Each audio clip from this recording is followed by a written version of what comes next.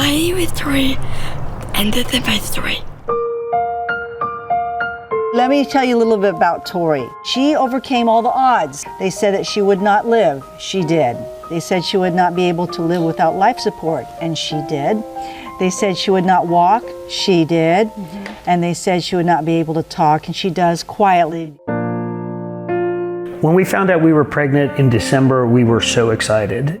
The girls were due in August, which was neat for me because it was between my mom's birthday and my birthday. Unfortunately, Elizabeth went into the hospital in April, and the girls were born almost 17 weeks early. I still remember the first time I got to hold Melissa, Tori's twin. She was wiggly and smiley. 2 days later, I got to hold Tori. She was pink and wiggly, and then all of a sudden, she went limp, and she died in my arms. We spent the next 165 days in intensive care with Tori. Every day, it was a new challenge on whether she would live or she would die. When Tori did come home with us, it was in October, on oxygen, on a variety of medications, significant feeding issues. We were homebound for the first year of her life. It was very challenging. As they got older and went into schools, we were able to make choices based on what their particular needs were. Melissa thrived in private school. Tori had a lot more challenges along the way. We first put Tori into public school in a special needs class because she was intubated for such a long period of time. She has a tiny voice. I got this present from my neighbor. She had a communication issue, but cognitively she was a brilliant child. And we found out very quickly that that box didn't fit her. They had put her on what's called a certificate track, meaning she would graduate without a degree and without really an education. And we did not believe that that was who Tori was. We thought she could do a lot more. As parents, it was our responsibility to figure out what was best for her and then collaborate with all the therapists, the doctors, and the teachers to make sure that her needs were met to meet her fullest potential. We found Visions in Education, a charter school that allowed us to do supported homeschooling, and Tori thrived. When Tori graduated from 8th grade, we then had another decision to make. What kind of high school that Tori was going to go into.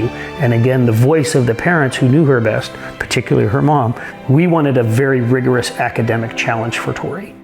The charter school folks listened to our voice. They listened to our knowledge of Tori, and Tori went in what was called the university prep track. And this girl who they said would never graduate, never speak, never learn, graduated with a 3.25 GPA and 10 college credits, and was probably one of the most celebrated people at her high school graduation.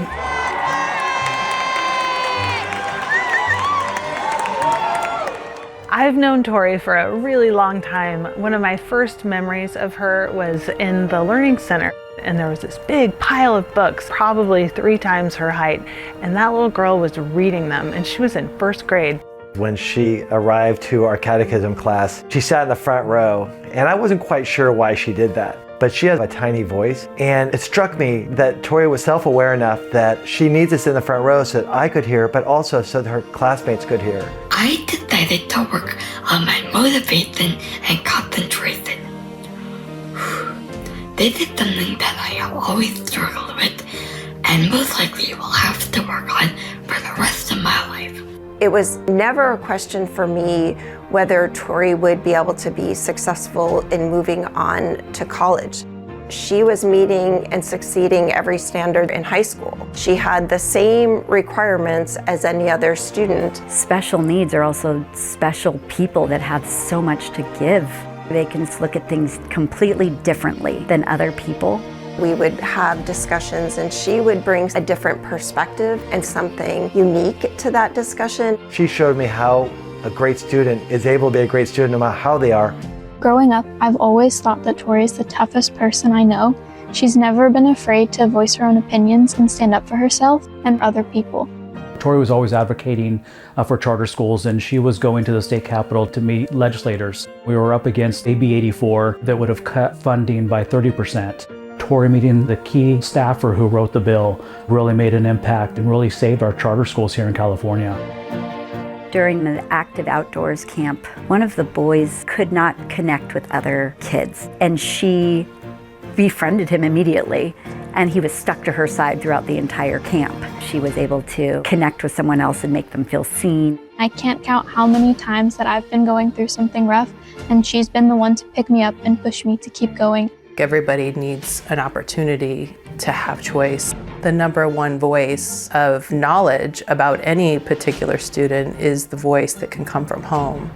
Our first role as teachers and policymakers is to be a listener first. When I first met Tori, I was impressed by her intelligence and confidence. Her passion and willingness to speak about her experience taught me a lot about empowering students to thrive in quality educational opportunities of their choice. The parent really has the PhD in the student. That parent voice and parent choice really matters.